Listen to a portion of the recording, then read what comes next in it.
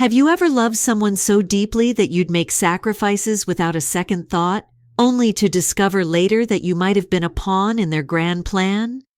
My name is Leah, and at 38, I thought I had a solid marriage with my husband Nathan, who is 37.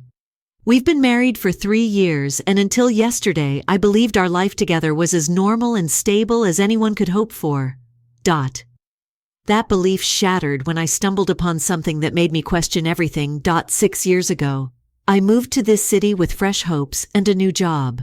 Nathan, already well established, was living with his 2 younger brothers in a rented condo while working for his family's grocery store in the suburbs. When we met, sparks flew and our relationship quickly grew serious. After a few years of dating, Nathan and I began discussing marriage, but there was one hitch: his insistence on owning a house before we tied the knot. Nathan had a thing about having his own home. He believed it was essential to start our family in a place he could truly call ours. I didn't mind waiting. After all, the idea of settling down in a home we could share was exciting. Eventually, Nathan bought a house, putting down a hefty down payment, which delayed our wedding plans. Soon after we got married, things took an unexpected turn. Nathan lost his job and was struggling to keep up with the mortgage. For a while, I stepped in to help with the payments, confident he'd find something soon. When he landed a new job, his income wasn't enough to cover all the bills. We agreed that I'd take over the mortgage payments entirely, but only if he added me as a co-owner on the house deed. It seemed like a fair deal, especially since my career was thriving and I'd saved enough money to invest in property. For the past 3 years, I've been diligently paying off the mortgage. Only 7 months remained until the house would officially be ours, or so I thought. Yesterday, while Nathan was away on a work trip, I decided to do some cleaning to kill time. Normally, I respect his wish to keep his study off limits, but for some reason, I decided to tidy it up. That's when I discovered an envelope tucked away on a bookshelf. The envelope had the name of the housing society where we live printed on it. Curious, I opened it, expecting to find paperwork that added my name to the deed as we had agreed. What I found instead left me frozen in disbelief. Nathan had transferred ownership of the house, my house, which I was paying for, to his mother. I double-checked the date on the deed. The transfer had been finalized months ago. He had concealed this from me all this time. My mind raced with possible explanations, but none of them made sense. Why would he do this? Why hadn't he told me? It felt like a betrayal of the worst kind. I had been sacrificing, working hard and putting my trust in Nathan, only to be blindsided like this. I snapped pictures of the documents and sent them to a lawyer friend for advice. Until I had more clarity, I decided to pretend nothing had happened. If Nathan could live with secrets, so could I. For the first time in our marriage, I was living with a stranger. I didn't sleep that night. My mind spiraled between confusion, anger, and a desperate need for answers. How could Nathan betray me like this? Why would he transfer the house to his mother without even a conversation? The next morning, I reached out to my lawyer friend Emma, who's been my go-to for years. She confirmed my worst fear. The deed I'd found was legitimate and recent. Nathan had quietly transferred the ownership months ago, stipulating that the house would belong to his mother once the mortgage was paid off. The irony? That mortgage was being paid by me. Emma explained the legal implications, and it only fueled my anger. While the house wasn't fully paid off, it technically still belonged to the bank. But once the final payment was made, ownership would officially transfer to his mother. That was the plan all along. I couldn't believe how thoroughly I'd been deceived. For 3 years, I'd put everything into paying for a home I thought was ours. I'd worked overtime, cut back on personal luxuries, and budgeted every penny, all while Nathan played the role of a supportive husband. I started piecing together the little things I'd ignored before. Nathan's reluctance to talk about finances, his evasiveness whenever I brought up the house, and his vague explanations about why I wasn't on the deed yet. It all made sense now. He'd never intended for me to own even a part of the house. What was worse was how normal he acted. Even after transferring the deed, Nathan had carried on as if nothing had changed. He was living in a different city for work, coming home maybe once or twice a month. It gave him the perfect cover. There was less opportunity for me to ask questions, less risk of me stumbling upon his secret. As much as I wanted to confront him, I knew it wasn't the right time. I needed more information. If I was going to accuse him of betraying me, I wanted every fact lined up. I decided to dig deeper into his past, hoping to uncover anything that might explain his motives. While waiting for Nathan to return from his work trip, I received a text from him reminding me to pay the mortgage. That single message was enough to push me over the edge. The audacity! He was still treating me like a bank account. That's when I decided to flip the script. I went to the bank and changed the contact information associated with the mortgage. Nathan wouldn't receive any more payment reminders, they'd all come to me instead. When the bank asked him to confirm the changes, I casually told him I wanted to keep track of everything myself. He didn't question it. From that moment on, I stopped paying the mortgage. Let the bank deal with it. If Nathan wanted to play games, I could too. A few months passed, and the calls from the bank started rolling in. I ignored them all. It felt liberating, knowing that I was no longer pouring my hard-earned money into something that wasn't even mine. By the third month of non-payment, I received a warning. If the mortgage wasn't paid soon, the house would go into foreclosure. Good, I thought. Let it burn. But as satisfying as that small act of rebellion felt, I still needed to know why Nathan had done this. My gut told me there was more to the story, something he wasn't telling me. Nathan's family was always a bit of a mystery to me. They're from the South, a tight-knit group with conservative values. Nathan told me early in our relationship that his parents had struggled financially when he was growing up. Owning a home was a dream they'd never been able to achieve. Nathan's father worked tirelessly to support a family of 7, but they always rented. When we were dating, Nathan often spoke about how much he wanted to own a house, not just for himself, but for his parents. He wanted them to feel like they had something to call their own, something to pass down. At the time, I found it endearing.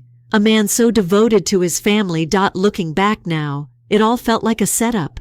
His dream wasn't just about owning a house, it was about using someone else, me, to achieve it. I couldn't shake the feeling that there was more to this. Why hadn't he just been honest? Why go to such lengths to keep me in the dark? If this was about family loyalty, why couldn't he have shared his plans with me? To get to the bottom of it, I decided to hire a private investigator. It wasn't an easy decision. Hiring someone to dig into your own husband's life feels wrong on so many levels, but I needed clarity, and Nathan wasn't going to give it to me. The investigator worked quickly, gathering details about Nathan's past, his family, and any potential secrets he might be hiding. It didn't take long before a major revelation surfaced. Nathan had been engaged before he met me. Her name was Jenna. When I first heard her name, Jenna, it didn't mean anything to me. The private investigator handed me a file filled with photos, timelines, and details about Nathan's life before we met. Among the neatly organized pages, one thing became clear. Jenna wasn't just an ex-girlfriend. She was Nathan's former fiancée. They had been engaged about a year before Nathan and I started dating. It was a whirlwind romance that on the surface seemed picture perfect, but as I dove deeper into the file, I saw that their relationship ended in an explosive breakup. Nathan never mentioned Jenna to me. Not once in all our years together. That in itself felt like a betrayal. How do you hide something that big from your spouse? The investigator gave me the full story. Nathan and Jenna met through mutual friends and quickly became inseparable.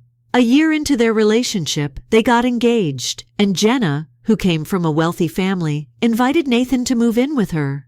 Her father, a successful real estate developer, even helped Nathan look for a house of his own. But Nathan wasn't satisfied with just finding a house. He wanted ownership.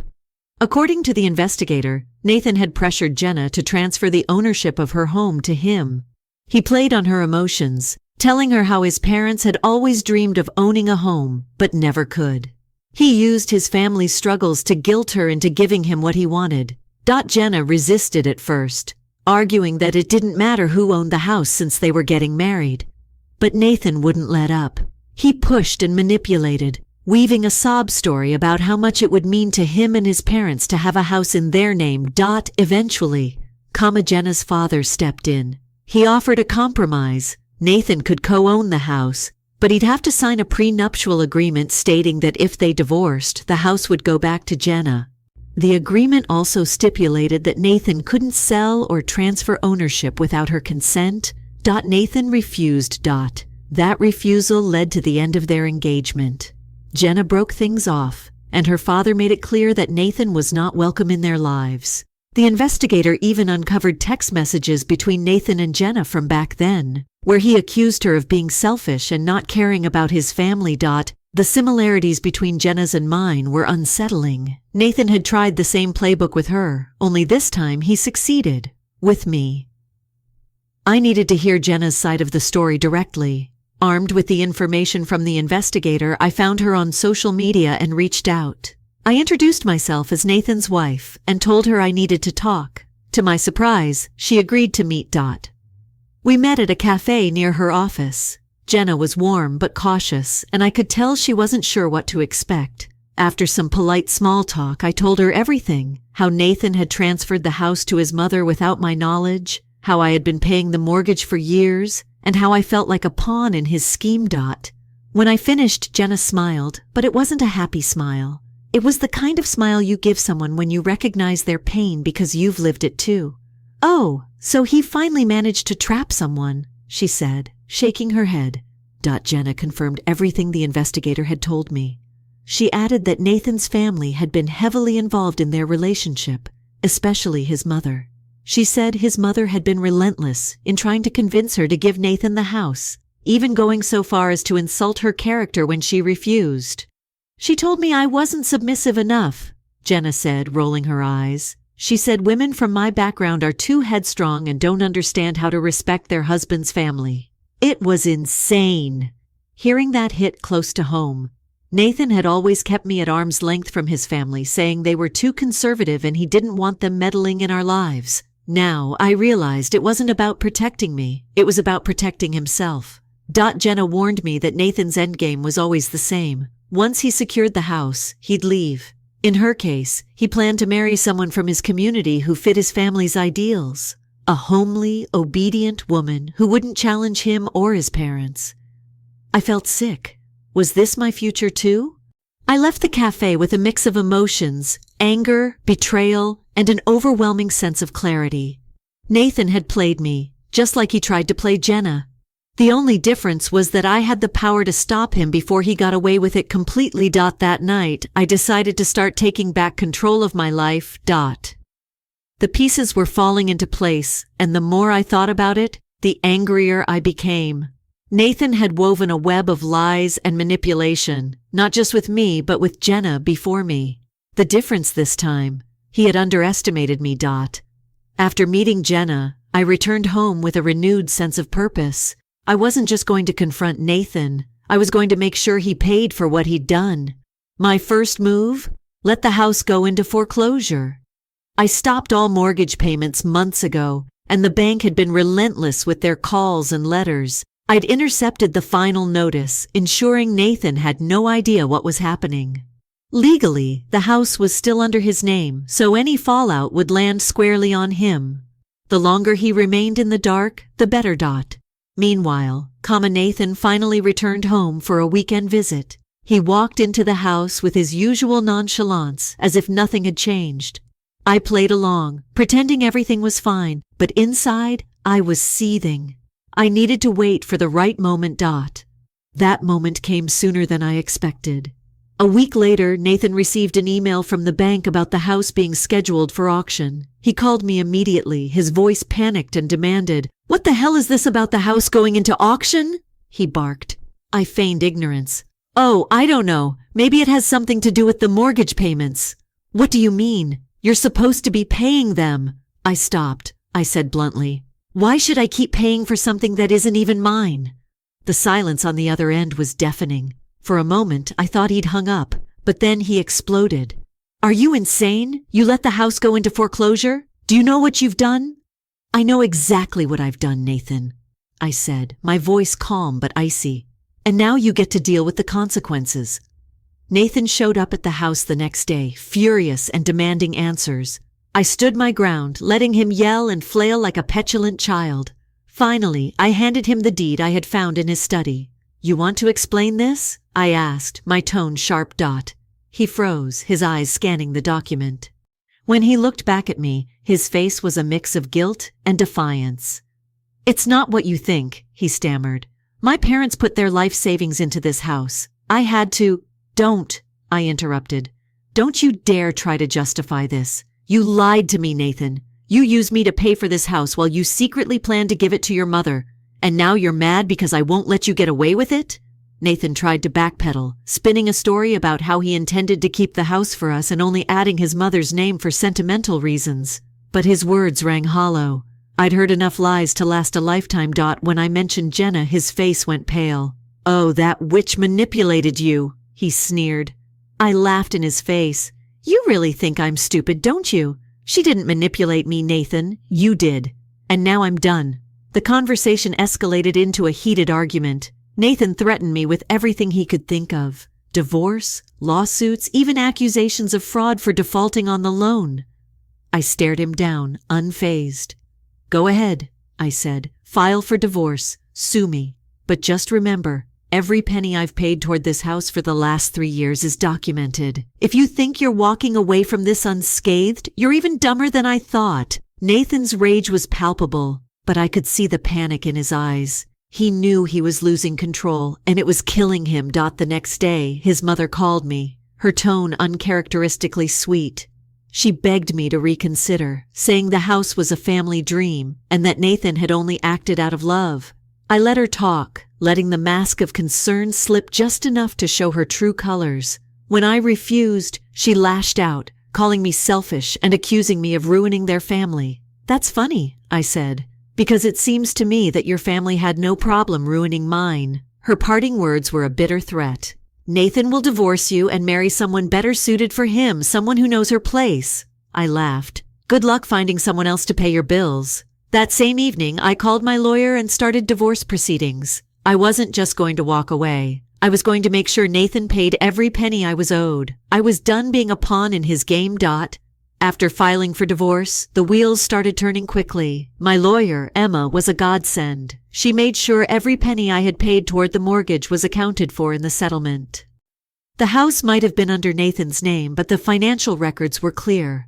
I had been the one keeping it afloat for the past 3 years. The divorce papers hit Nathan like a freight train. He called me immediately, his voice a mix of anger and desperation. Leah, you can't do this, he said, practically begging. Let's talk. We can work this out. I wasn't buying it.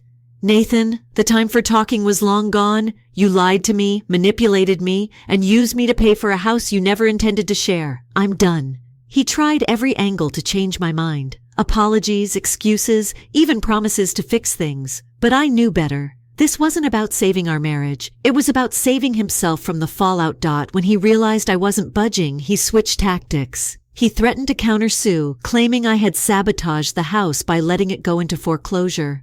I reminded him, calmly but firmly, that I had the receipts to prove I had been the only one paying for years. The foreclosure wasn't sabotage. It was self-defense. The day the house officially went to auction was bittersweet. I showed up, not because I had to, but because I wanted to see it through. Nathan was there too, his face a storm of emotions. He barely looked at me as the bank representatives went through the formalities. As the house was sold to the highest bidder, I felt an unexpected sense of relief. It wasn't my responsibility anymore. The burden Nathan had placed on my shoulders was finally gone. But the fallout wasn't over yet. Nathan's credit score took a massive hit from the foreclosure, making it nearly impossible for him to take out another loan anytime soon. Worse, his parents had to sell their grocery store to cover the legal fees and other debts tied to the house. I didn't feel sorry for them. They had been complicit in Nathan's schemes, using me as a tool to achieve their so-called family dream. If they wanted to live by outdated, manipulative values, they could deal with the consequences. As for Nathan, he continued to plead with me even after the divorce was finalized. He couldn't believe I was standing my ground and that I wasn't falling for his charm anymore. But I had seen the truth, and there was no going back. One of his final attempts to win me over was a letter, handwritten and dripping with fake sincerity. In it, he claimed he had only wanted to make his parents proud, that he never meant to hurt me, and that he still loved me. I read it once, rolled my eyes, and tossed it in the trash. The settlement went through without much issue.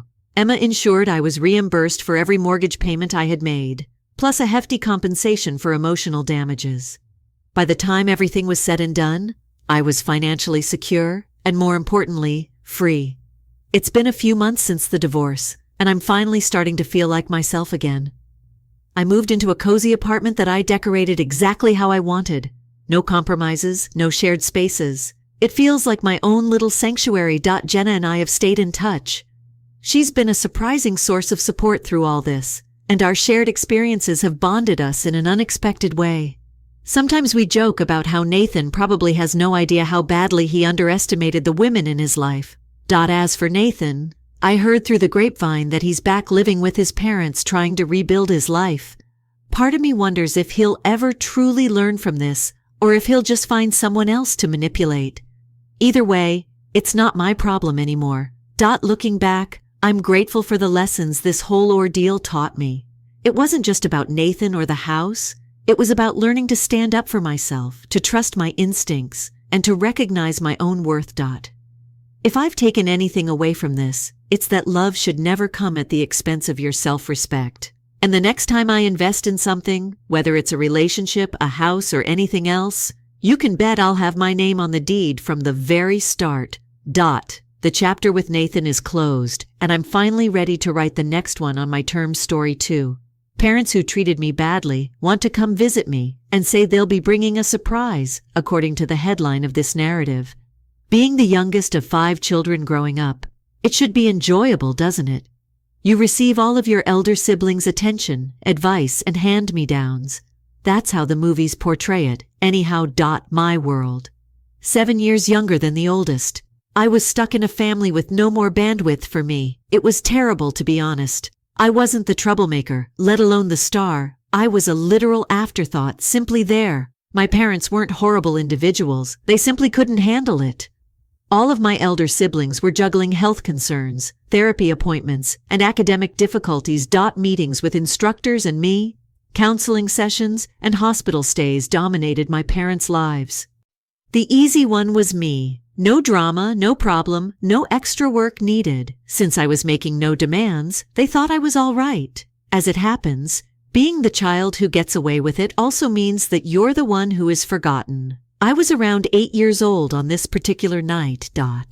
While my brother was in the hospital, my mother was rushing about packing. My sisters were fighting over who got to use the restroom first, and my dad was shouting about lost vehicle keys. I waited while reading a book in my lap on the couch. I had no idea what that was. I was anticipating that. I need someone to notice me. Perhaps. However, nobody did. Eventually, I simply said goodnight and went to bed.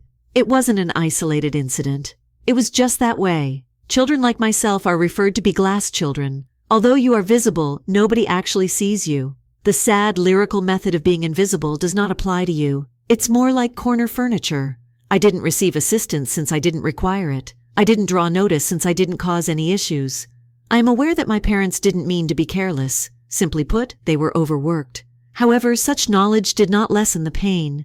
But it wasn't all awful. I was quite free since no one was interested in me. I read books or played video games by myself for hours on end. I would pretend to be on a fantastic adventure while I explored the forests close to our home. It felt normal at the moment, but in retrospect, it was probably a touch depressing. My first true pals, Mia and Clara, were created when I was 9 years old. Both of them came from chaotic homes as well, and we were drawn to one another. Mia spent much of her time at Clara's house because her parents were divorced and often fighting. Clara, S mother, worked extra shifts to make ends meet, and her father was, absent. We all discovered one another when we were tiny lost children. That's probably what kept me sane. Clara and Mia were my haven, my actual family. Together we accomplished everything. Sleepovers, homework, hiding in the trunk of Clara's mother's car, and sneaking into the neighborhood movie theater. Normal child things. We had our own little universe by the time we were in middle school. Even a club was formed, the Unwelcome Club. We didn't make much of it. It was merely a fitting name. We created our own family because our real one was awful. Even though Mia and Clara were wonderful, I couldn't shake this nagging feeling in the back of my mind. I hoped my parents would take notice, not in a grandiose manner. Something as simple as, "Hey, how was your day?" Or "What book do you currently read?" However, those times never materialized. I recall taking a math test once and receiving a perfect score. I was eager to inform someone when I got home, but as soon as I entered the room, I noticed my mother talking to the school counselor about one of my sisters. In the hopes that someone might see, I placed the paper on the refrigerator inconspicuously. Nobody did. I would give up trying by the time I reached high school. I just resigned. I wasn't upset. Why should I care if they didn't? I gave my all to both my part-time work at the library and my studies. I had a great time working there. Nobody had high expectations of me, and it was peaceful. It also relieved me of the obligation to remain at home. Most of the time, my parents hardly noticed that I was away. They presumably thought I was at Mia's or Clara's place, and I believe they were correct. I began to push the boundaries by staying out later and later, but nobody ever said. I once arrived home at midnight to find it absolutely black. Nobody inquired about my whereabouts. For all they knew, I may have been laying in a ditch or abducted. When my senior year arrived, I began submitting college applications. I kept it a secret. Not my folks, not my siblings, nobody. I failed to see the purpose. They wouldn't give a damn unless they were forced to. It would also be too late by then. Naturally, my buddies were aware. We agreed. Leave this town and enroll at the same college. On other days, it was the only thing that kept me going.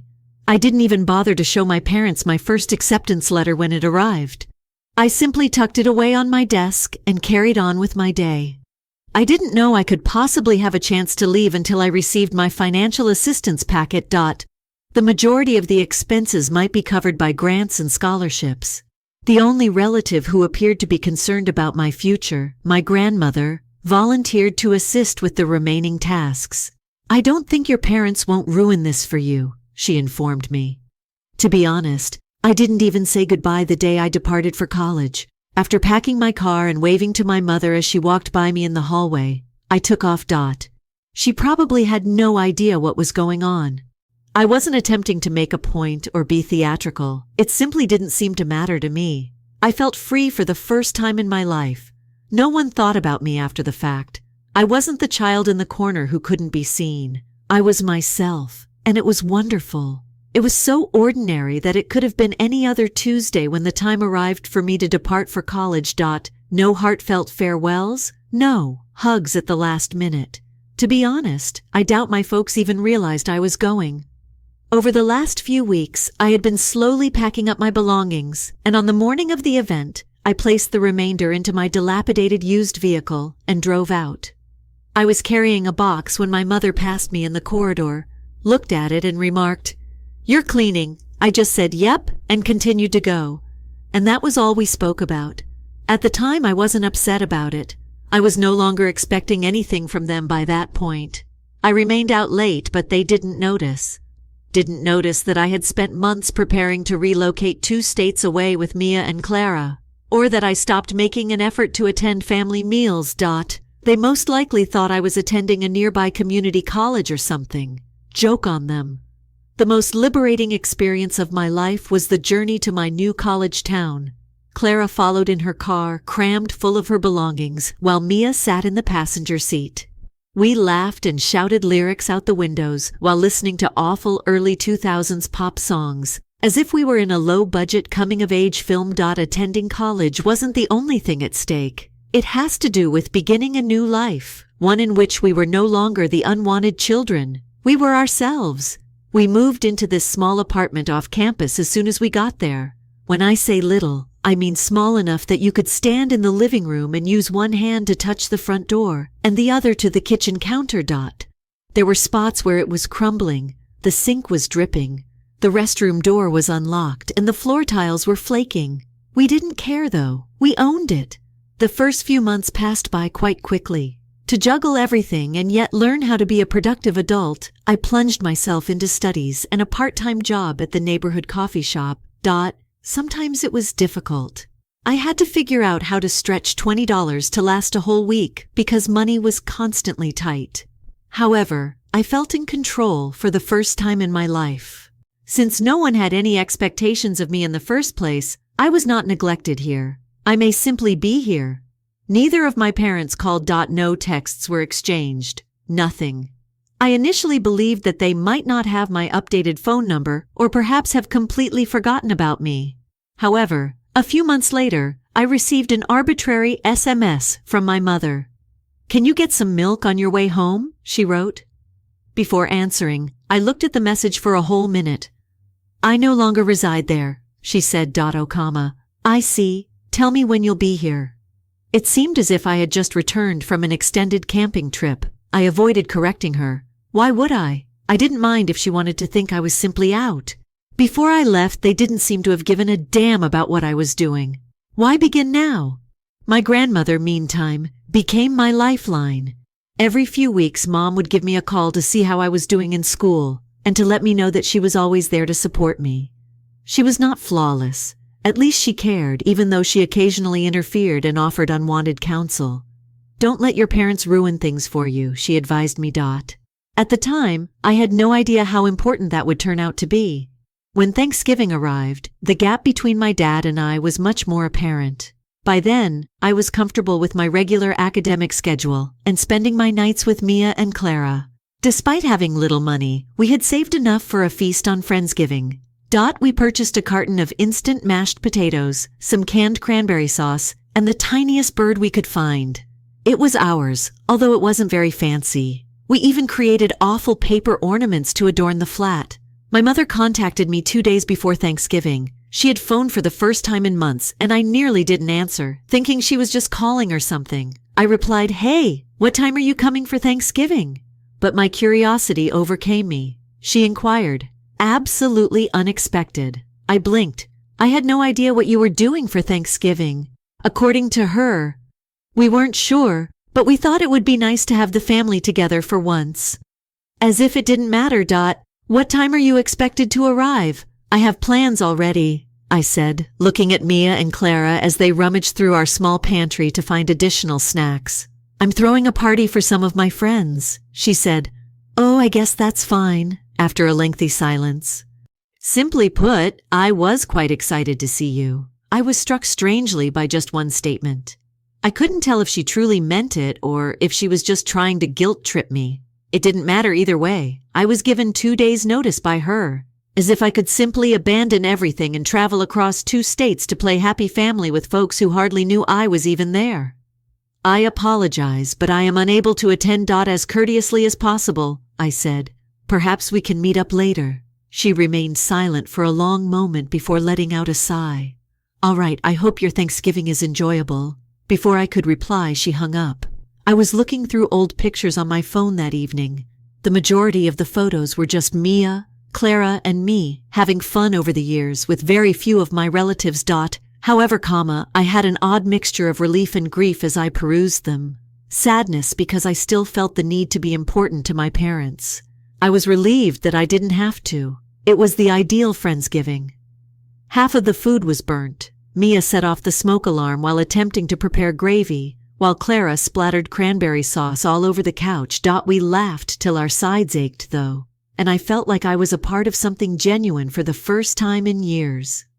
However, such feeling was short-lived. Everything began to fall apart a few years later when I received another call, this time from my father. My dad's phone call was a complete surprise. After the Thanksgiving incident, I had been avoiding family interaction for weeks. I wasn't angry, simply fed up with being treated like an afterthought that only became important when it was convenient for them. But then I saw his name on my phone. My curiosity overcame me. I reasoned that it must be significant. Even while I lived at home, Dad hardly ever phoned. I gave a cautious response. "Hello, Olivia," he began, in a clipped, grave voice. I quote, "I'll stop paying your college fees if you don't return home for Christmas." I blinked. I initially believed that I had misheard him. "Hold on, what?" Trying not to chuckle, I asked. "I got my degree 3 years ago, Dad." It was almost ridiculous how silent the other end was. Obviously, he hadn't anticipated such reaction. Well, he sputtered at last, I just meant you really must return home. It's crucial. He didn't go into further detail, so I waited. I then inquired as to why. Why is it so crucial? Christmas is here. That's how he snapped. Outlined all the requirements for the family to be together. Olivia, you're being self-centered. The least you could do is return home for the holidays after everything your mother and I have done for you. I couldn't contain my laughter at that moment. Remember, Dad, how my granny paid for college? You have nothing to do with that. He waited once again, presumably attempting to rescue this absurd argument.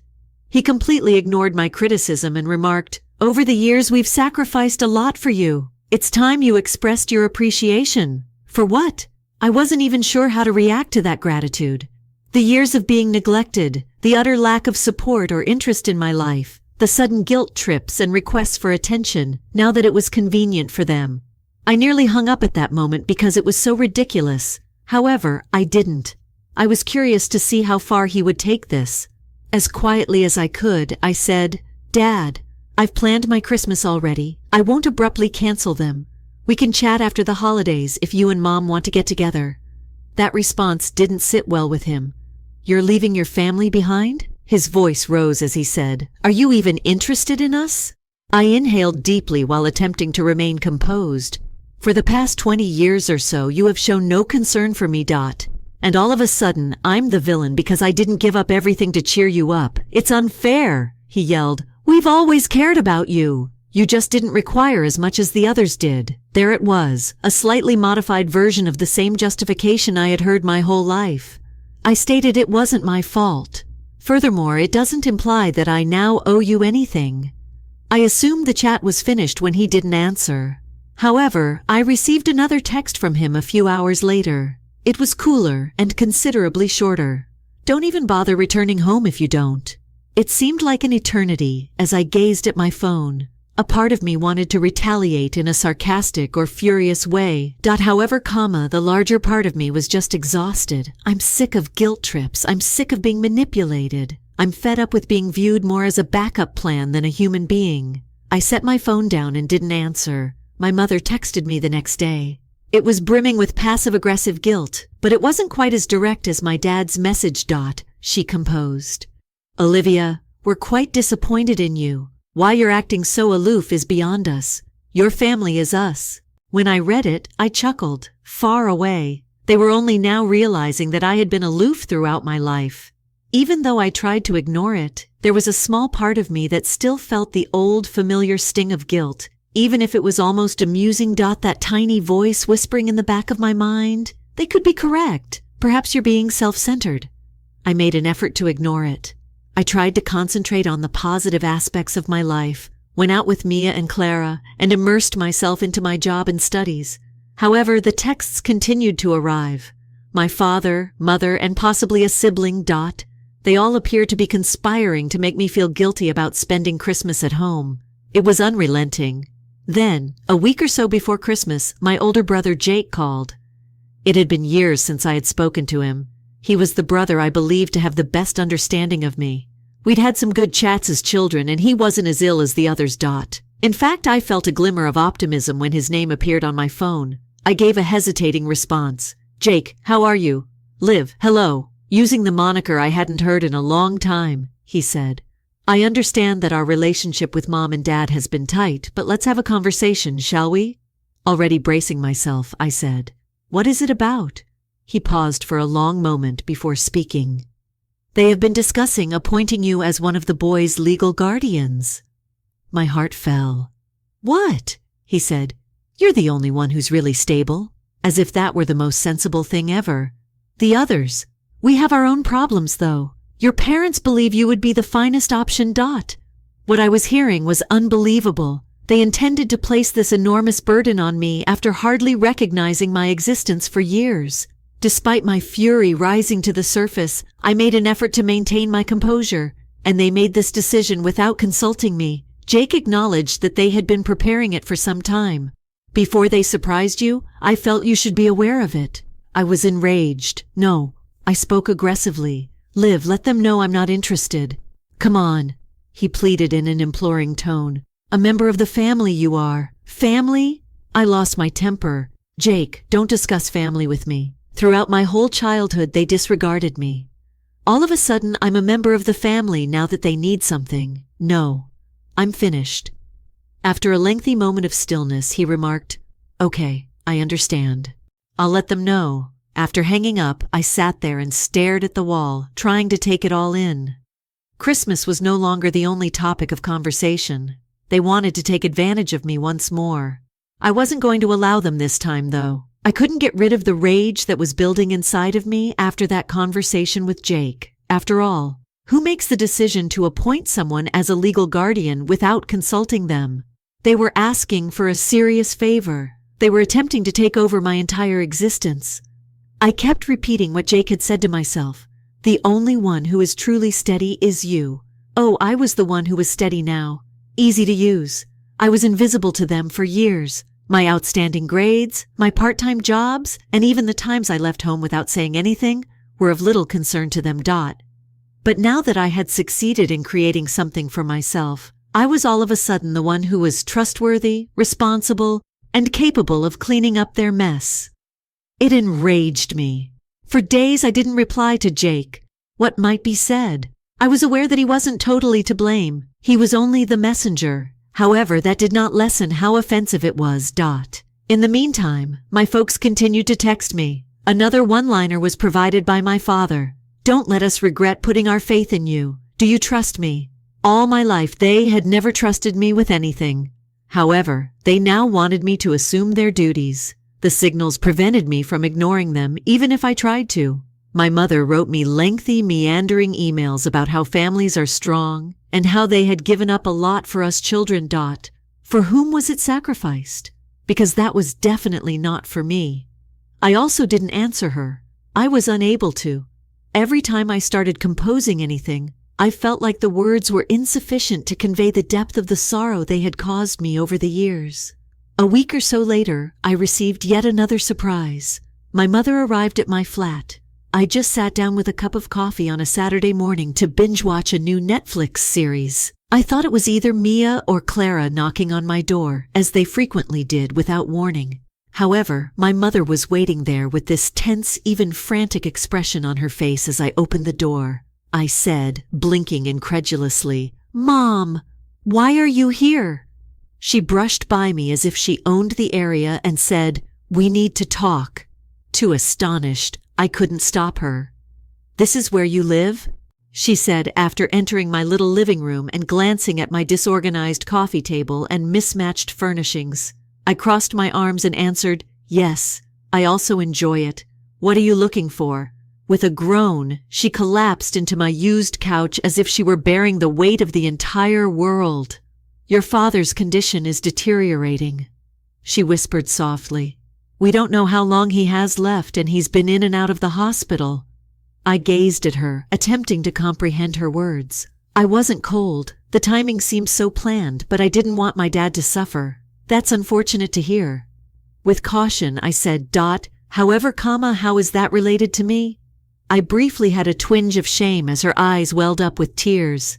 "Olivia, we need you to step up," she said. "When we're away, your boys need someone to look after them." It was there. The true motive for her visit. It had nothing to do with making amends or re-establishing contact after years of neglect. They had made a mess, and they needed someone to clean it up.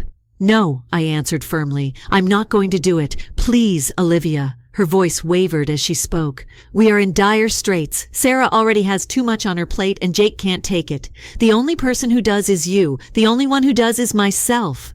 "What?" I interrupted her with a snap. "I'm the only one that was able to go and start a new life. I quote, am not to blame. You and your father made your decisions. You choose to ignore me and concentrate on everyone else. You want me to make everything right now? I am not your fallback option." Her face sagged, and I briefly feared that she could burst into tears once more. "We did the best we could," she replied instead. "You have no idea what it was like to raise 5 children. Juggling appointments, bills, and all the stress. I'm to blame for it. I cut you off. You had 5 children. That was your decision. Don't hold me responsible for your choices." Stunted into stillness, she gazed at me. She had probably never heard me speak to her in such a way before. I had always been the quiet, amiable one growing up. However, I was no longer that child. I quote, Sorry you're having a difficult time at the moment, I remarked, slightly lowering my voice. However, I've been invisible to this family my whole life. Now, I won't allow you to pull me back into it, only because you find it convenient. Then her face changed from one of despair to one of rage. So, she continued, her voice trembling, that's it. Are you simply going to ignore us? No, I said. It's been a while since you abandoned me. I'm simply leaving at last. With her hands balled into fists at her sides, she rose to her feet. She simply shook her head and left the room, although for a brief minute I feared she may say anything else. After she departed, I remained there for long, gazing at the empty area where she had been. I didn't feel vindicated or victorious. I simply felt worn out. Later that afternoon, Mia and Clara stopped over, and I explained the situation to them. As usual, Clara didn't mince words. She said, "Screw her, they're not worthy of you." Mia nodded in agreement, albeit she was quieter. "Liv, you must defend yourself. You've put in too much effort to allow them to bring you down. ... Of course, they were correct, but despite their encouragement, I was still plagued by guilt. My entire life, I had been taught that family comes first, regardless. Even though I knew it was the proper thing to do, it wasn't easy to let go of that perspective. I received a letter in the mail a few days later. My mother gave it to me. It was filled with the same guilt-tripping drivel I had heard 100 times before about how much they had given and how disappointed they were in me. So she must have written it before the visit, how I was leaving the family behind. I tossed it in the garbage after crumpling it up. I had blocked all of their phones. It was a welcome change of pace. They had been neglected whenever it wasn't convenient for them and guilt-tripped for years. At last I was in charge. I didn't have to prepare myself for the next emotionally manipulative phone call or wake up to passive-aggressive texts. I felt as though I could simply live without being constrained by their expectations for the first time in years. Peace in my family, of course, never lasts long. On a Saturday morning, I was reading a book and enjoying a cup of coffee while relaxing at my apartment. To give myself a respite from the incessant pings of notifications, mostly from distant relatives offering their uninvited thoughts on familial responsibilities, I switched off my phone the night before. It seems that my mother had circulated her tale about my deserting everyone. I was no longer even shocked. When I heard the door being knocked on, I thought it was Clara or Mia stopping by. Particularly following my mom's unexpected arrival earlier that week, they frequently did it, so I cried out without thinking, "It's accessible." As I turned the page of my book, there was another knock, this time louder. Strange.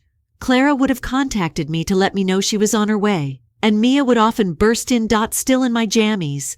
I groaned, put down my mug, and trudged to the door. My stomach fell the moment I opened it. My mother was there on my porch once more, as if she had simply stopped by to borrow some sugar. I said sharply, "Mom! Again, what are you doing here?" She took a while to respond. Rather, she asked, "May I come in?" with a weird grin that stopped short of her eyes. "No," I said simply with my arms crossed. "You may express yourself here in whatever way you like." She didn't move, but her face dropped. "I'm not here to fight, Olivia. All I want to do is chat." I sighed in frustration. "We've already spoken. You arrived without being invited, departed after heaping a mountain of guilt on me. Is there anything further to say?" She gripped her hands together as if to prevent herself from disintegrating, and her voice grew softer. "Your dad is becoming worse. He doesn't have much time left, according to the physicians." It was there. She had been waiting to play this card. The card that says, "Your father is dying." Even though I should have anticipated it, it nonetheless came as a shock to my stomach. I wasn't cold. I didn't want my father to be in pain. However, I couldn't just abandon everything and go to their side after everything they'd done to me. I had lost the part of myself that would have given up anything to win their acceptance. That's unfortunate to hear. I spoke slowly, maintaining a steady tone. "However, I still don't have any responsibility for this. Her eyes opened as if I had just given her a slap. "How are you able to say that? I am his daughter, and he is your father. The one he ignored for 25 years was blasted back by me, the person who didn't deserve attention until he was in need." Her voice was shaking as she continued, "That's not fair. Our best effort was made. Did you?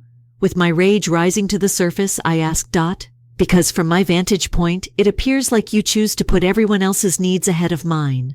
And now, since I've succeeded in creating a life for myself, you are attempting to pull me back into the chaos you made. Mom, that's not my fault. I thought she may cry when her face collapsed, but she straightened herself, and her expression hardened instead. Dot, that quote, "S it then? Are you simply going to abandon your family?"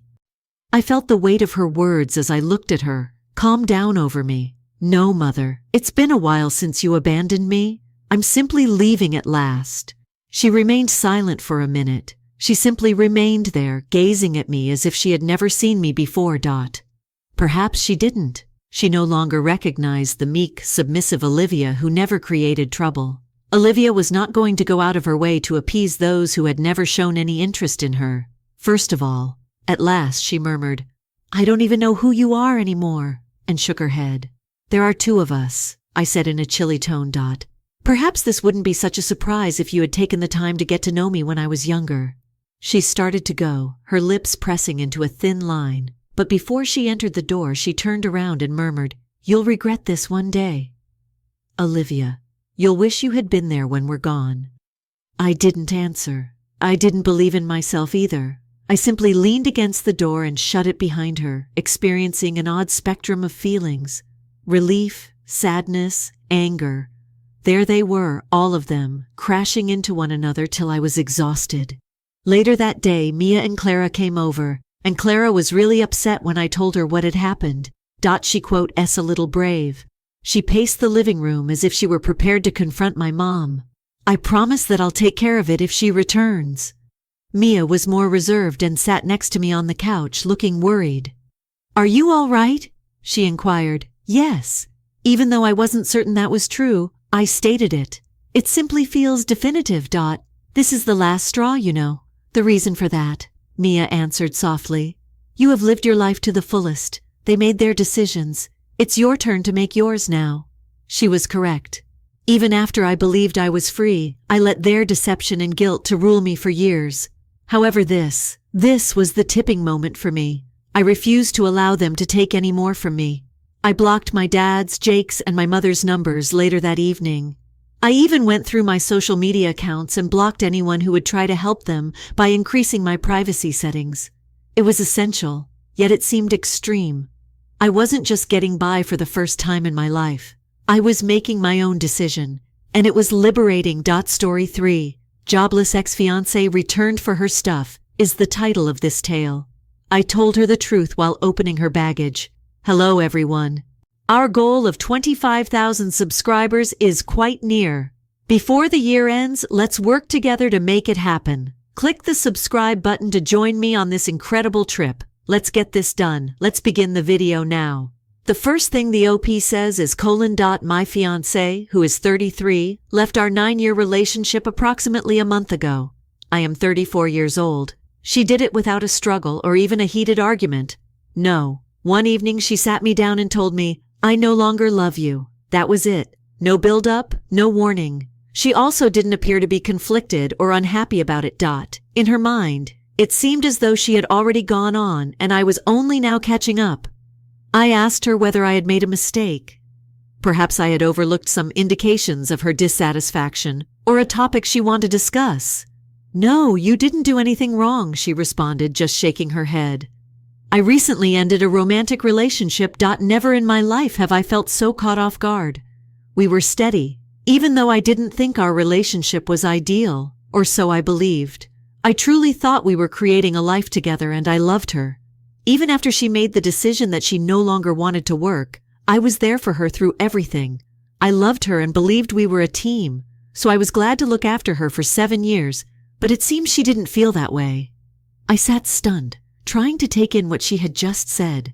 She exuded such composure as if this were no major issue. My brain was whirling in the meanwhile. I questioned her whether she truly wanted this, if I could do anything to make things better. "Yes, this is what I want," she simply affirmed.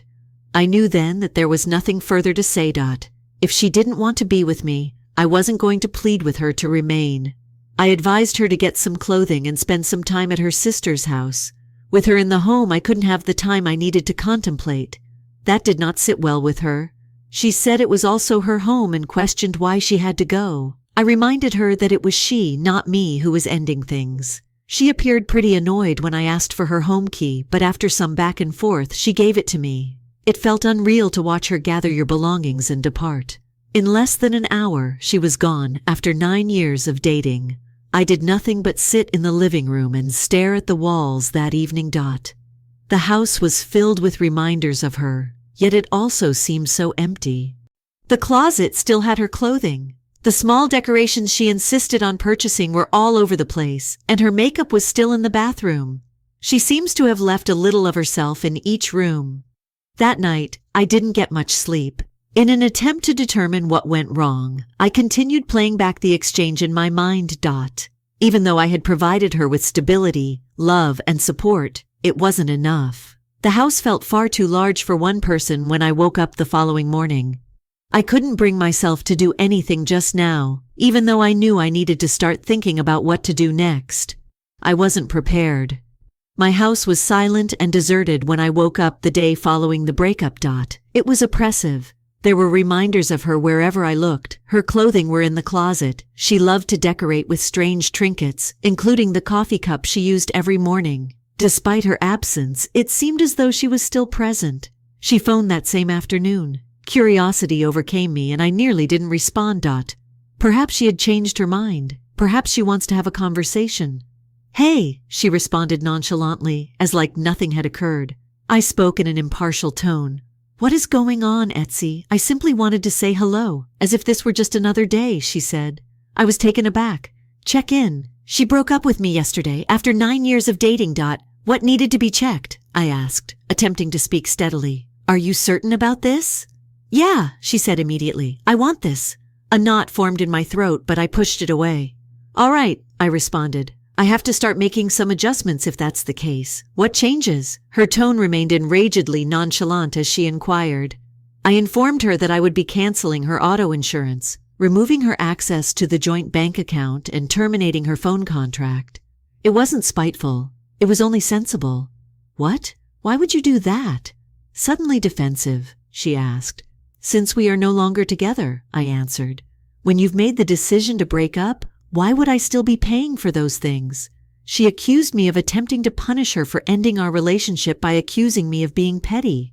Even though her remarks hurt, I refused to back down. I responded, "It's not petty, it's the truth. I can't continue to look after you the way I did when we were together. This isn't how it operates." It wasn't warmly received by her. She persisted in accusing me of being unjust and of abandoning her. She made this choice, not me, I told her.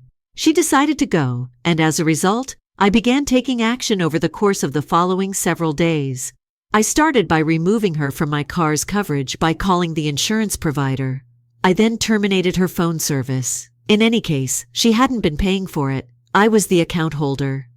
At last, I visited the bank and canceled the joint account that she was able to access. I felt like I was reclaiming a part of myself with every stride.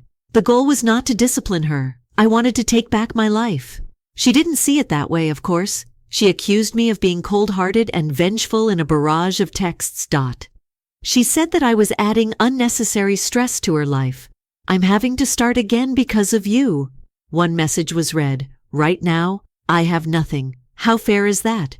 I didn't answer. How could I respond? She was behaving as though I owed her money, as if it were my responsibility to ensure her well-being. I learned that she was living with her sister and finding it difficult to cope with her new life, even after she had broken up with me through common friends. She had no current experience to list on her resume because she hadn't worked in 7 years. She had apparently applied to several places, but none of them had contacted her. She contacted me again one evening and asked if I would allow her to keep the car while I recovered. "Not at all." "Why not?" I said. "Do you own another vehicle?" She lost her temper. "Since it belongs to me." I answered, "I need it and I paid for it." Her voice was shaking as she replied, "You're being so cruel. I'm left with nothing by you. I believed you were interested in me. I was concerned."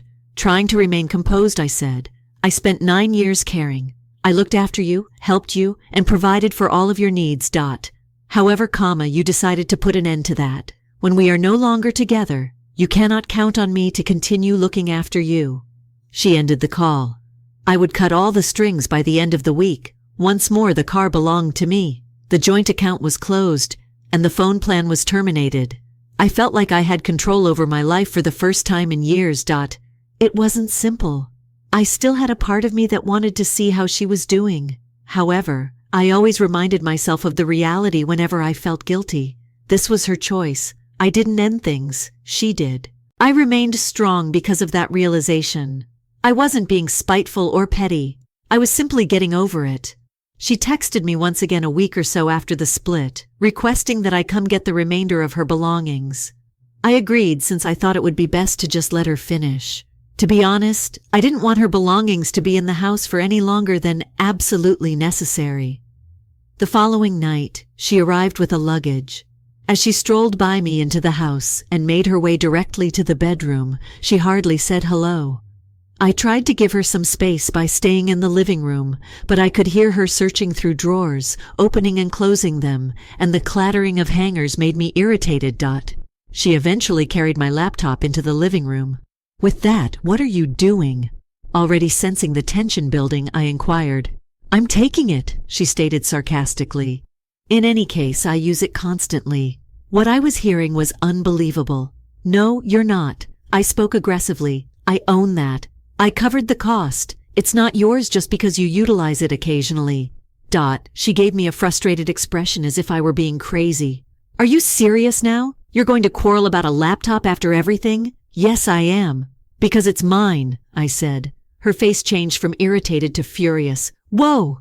Too little, too much?" Her grip on the laptop tightened as she snapped. I made the decision to check her bag at that point. I was dubious of her behavior for some reason. "What are you doing?" As I grabbed for the luggage, she questioned, moving ahead of me. "I am searching." I unzipped it and brushed past her. As it turned out, it was filled with items that weren't hers. My headphones. I purchased a set of kitchen knives last year. She never requested to borrow anything, not even a sweatshirt. I began taking things out one by one. "Would you mind explaining?" I held out the headphones and asked. She scowled at me while crossing her arms. "I constantly use them. You didn't even notice. They are not yours just because of that," I fired back. "You don't get to keep anything just because you utilize it. When you depart." She became irate and accused me of being petty and harsh. Of attempting to complicate her life. "There are just a few things. They are not even necessary for you. The point isn't that." Trying to remain composed, I said. "They're not yours to take, that's the idea." I had had enough by then.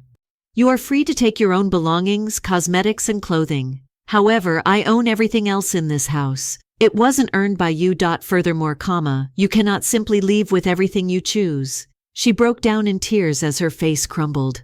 "I'm amazed at your lack of compassion," she cried.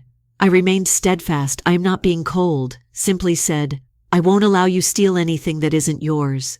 She sobbed uncontrollably and said that I was punishing her and attempting to make her miserable. I didn't give up, though. "You've received all you came for," I finally told her. "You should go out now." She sent me a lengthy, meandering text that evening. It was filled with the same charges. I was being unjust. Her life was becoming difficult because of me. I was punishing her for ending our relationship. I didn't even try to answer. By this time, it seemed like she would always change what I said to make herself seem like the victim. I began organizing the remainder of her belongings and looking through the house over the course of the following few days. Nothing remained. She hadn't bothered to take more than a few odds and ends. I packed everything into a box and stored it in the garage's corner. To be honest, I didn't want to deal with her anymore, so I thought about contacting her to come get it. She could ask for it if she wanted it. I had no intention of pursuing her to get her belongings. She had been whining about me to anybody who would listen, according to mutual acquaintances who began contacting me. She said I was a nasty, bitter ex who was doing all in my power to ruin her life. Even though it was annoying, I didn't let it get to me. People were free to hold any beliefs they choose. For me, knowing the truth was sufficient. I thought I had regained control of my space at the end of the week.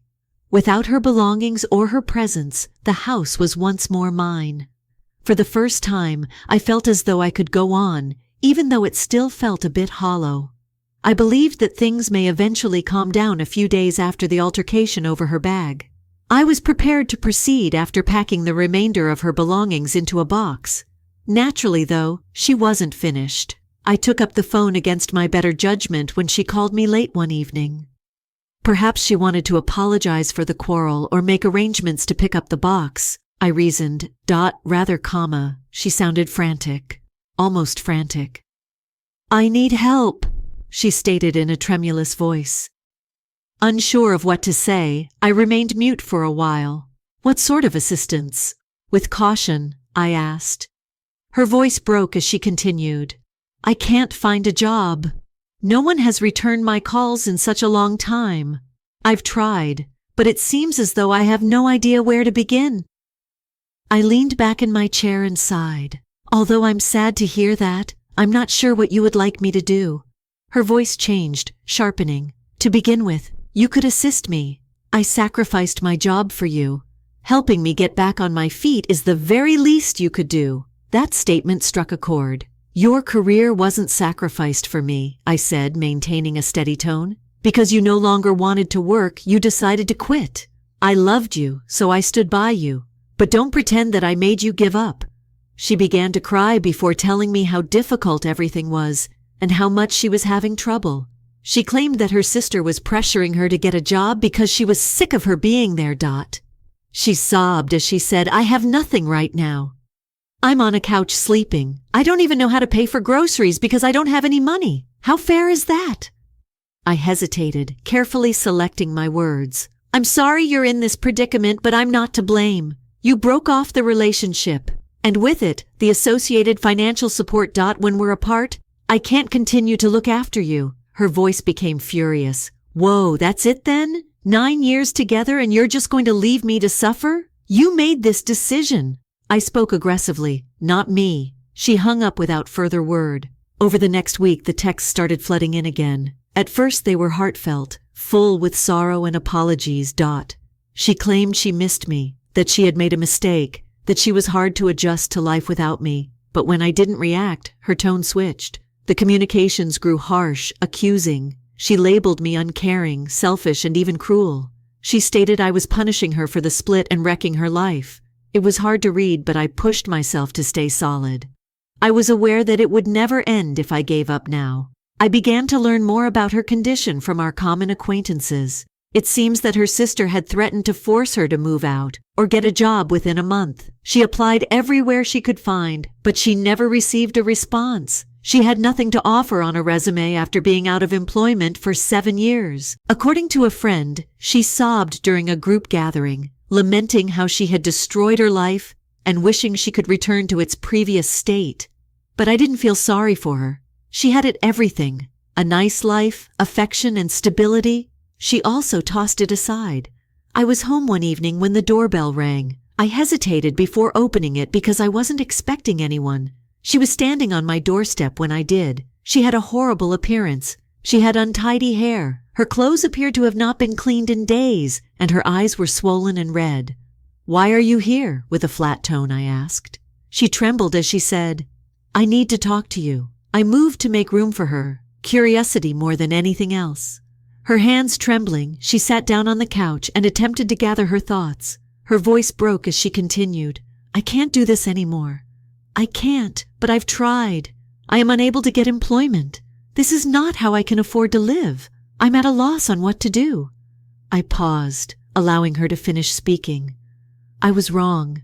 Tears were flowing down her cheeks as she said, I can't do this alone, even if I believed I could. You are missed, we are missed, I still adore you. Her words lingered in the atmosphere, but instead of pity or desire, I simply felt numb. You're not in love with me. Finally, I said. I provided you a life that you liked. The two are not the same. She insisted that she meant it and shook her head, that she wished to return and make amends. I got up and said, I can't help you. You now have to live with the decision you made. I wasn't interested, but she pleaded with me to change my mind, promising to do whatever it needed to make things right. Even after 9 years of giving her everything, it wasn't enough. I was determined not to allow her to exploit me again. You should go out now. As I opened the door, I said. When she realized that I wasn't altering my mind, she hesitated for a second, her eyes beseeching. The door shut behind her as she stood up and left. For the first time since the split, I experienced a sense of relief. I thought I had really closed that chapter of my life, both literally and figuratively. I knew it was permanently over after that last altercation. She had sobbed, pleaded, and offered every possible explanation, but it didn't alter what I already knew in my heart. I wasn't missed by her. I gave her life, and she missed it. I felt free for the first time in a long time. No more doubting myself, no more guilt. I felt as though a burden had been removed off my shoulders since I was no longer in charge of her. A mutual buddy texted me a few days later. She had apparently finally been expelled by her sister. She had been unwilling to contribute monetarily and had missed her job search deadline. She was forced to leave by her sister. After that, I had no idea where she went. I didn't want to know, to be honest. She reportedly found a part-time work at a nearby cafe. Though it wasn't much, she managed to stay afloat. Seldom. She was making do with what little she had while residing in a small apartment. According to our mutual acquaintances, she was often talking about how unfair life had been and how sad she was. Here's the problem, though. I had no sympathy for her. She made her decisions. She had to deal with the repercussions of her decision to leave me. I started dating someone fresh about that same period. She is Natalie, and she is everything that my former partner wasn't. I wasn't sure whether I was ready to date again at first, but we met via a common acquaintance. However, that was altered by Natalie. She is intelligent, self-reliant, and diligent. She owns her own apartment and has a successful profession as a project manager. I'm not required to look after her. She is more than capable of being independent. For the first time in years, it felt good to be with her. In the relationship I was in, each partner made an equal contribution. She was surprised to learn how much I had done for my ex and how little I had received in return when I told her about our separation. She responded, "You deserve better than that." And I did believe it for the first time. I received a notice on my phone one evening when Natalie and I were eating supper. My ex sent me a message. She had managed to get in touch with me using a new phone number. It was a lengthy, regretful, and heartfelt statement. She claimed she was unable to locate steady employment, that she had made a mistake by leaving me, and that she was barely surviving. She asked if I would think about allowing her move back in as she concluded the message, "Until I'm able to stand again." Natalie arched an eyebrow as I showed her the note. "How will you respond?" she inquired. "Nothing." I said, "I will not answer at all," and I didn't. My ex unexpectedly showed up at my residence a few days later. When I heard the doorbell, Natalie was with me. She appeared much more unkempt than when I'd last seen her when I opened the door. She looked at Natalie with hardly concealed annoyance and stated, "I need to talk to you." "There is nothing to discuss," I said, maintaining a composed tone.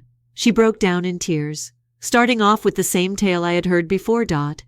She was having trouble. She had nowhere to go. She had done something wrong. She pleaded with me to let her return, promising to do whatever it needed to make things right. However, I refused to accept it. "Do you not love me? You adore the life I gave you," I told her. "The two are not the same." She insisted that she meant it as she continued to cry. That her desire was to put things right. I had heard it all before, though. "I'm sorry you're having trouble, but I'm no longer your safety net," I said. "You must live with the decision you made. Just because things didn't turn out the way you expected doesn't mean you get to go back." She gave me a look that suggested she was shocked by what I was saying, but I didn't mind. I had tried to care for someone who never showed appreciation for my efforts for far too long. "You should go out now," I remarked, keeping the door open and moving aside. She paused, glancing back and forth between Natalie and me. Then she turned and left without saying anything else. Natalie grinned as she glanced at me after the door had closed. She said, "I'm proud of you, And what do you know? I also felt proud of myself.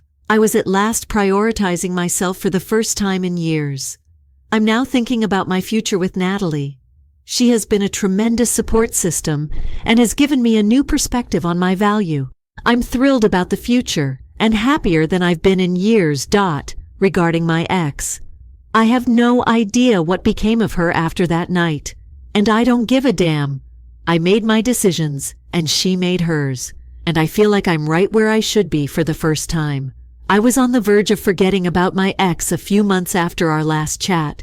Natalie and I were having a terrific time.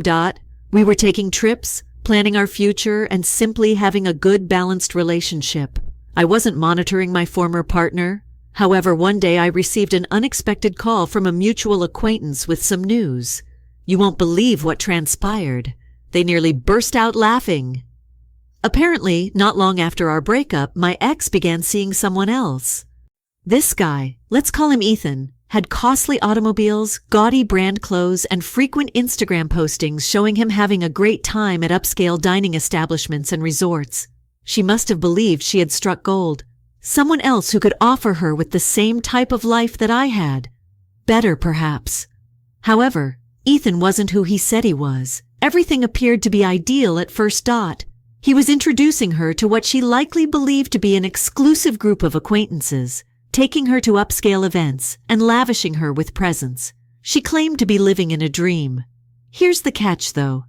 Ethan had no money. The parties used credit to pay for the leased autos. The companions, a shady bunch of aspiring hustlers and influencers. It becomes out that Ethan was using borrowed funds and time. My ex didn't know either. I was informed that Ethan began requesting financial assistance from her. It began modestly. Here I'm covering a supper. There I'm paying for petrol. Then things got out of hand. By claiming that it would help them forge a future together, he persuaded her to establish a credit card in her name. She was duped. Things quickly took a turn for the worst. Ethan's pals began to visit more frequently, using her property like a flophouse, borrowing money, and sleeping on her couch. She made an effort to keep up with their lavish way of living, presumably believing that it would eventually pay off. However, the debt continued to mount, and Ethan began to go missing for days at a time. He departed one day and never returned. She was left with maxed-out credit cards, unpaid bills, and some very irate people knocking on her door after he utterly abandoned her. Those buddies weren't simply freeloaders, it turns out. They were the type of folks that would give you a loan with conditions, large strings. What transpired next was revealed to me by a mutual acquaintance who had maintained contact with her. It seems that one evening, a couple of these dubious individuals showed up to her flat and demanded payment for certain debts that Ethan had taken out. They didn't believe her when she attempted to explain that she didn't know anything about it. They warned her that there would be repercussions if she failed to pay. She was obviously in a panic. However, what was she able to do? She lacked the funds. When she attempted to call Ethan, his phone was unreachable. Even when she went to his last known address, she discovered that he had left town. The problem was left for her to handle alone. I won't lie about what I heard about all of this. I had a range of feelings. I had sympathy for her. No one should have to be duped or placed in danger. However, another part of me was compelled to consider, when you take someone for granted, this is what occurs.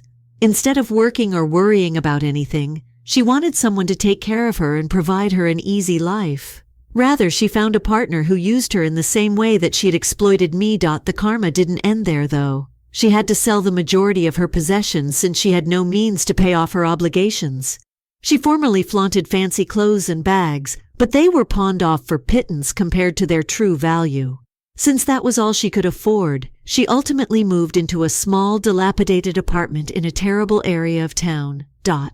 Her manager refused to allow her more hours, despite her attempts to take on additional shifts at the cafe where she worked. She began searching for a second job, but her resume was inadequate due to the length of time she had been unemployed. I've even heard that she attempted to ask her relatives for assistance, but they were unable to provide much assistance. After letting her rest on the couch, her sister had finally severed her relationship, claiming she could no longer handle the incessant turmoil. The last straw? As a result of the debt Ethan left her, she was sued by the credit card company. Although her name was on the account, she attempted to claim that it wasn't her responsibility. Legally, she was responsible for everything. I've heard that she's currently working with a debt relief program, trying to make ends meet with what little she has left over. In the meantime, I was doing well. Natalie and I were becoming closer every day, and I could now finally concentrate on my own objectives without being constrained by the baggage of others. Although I no longer felt the need to follow up with my ex, the sporadic emails from friends we had in common served as a reminder of my progress. She was now coping with the consequences of her decisions. As they say, karma never fails.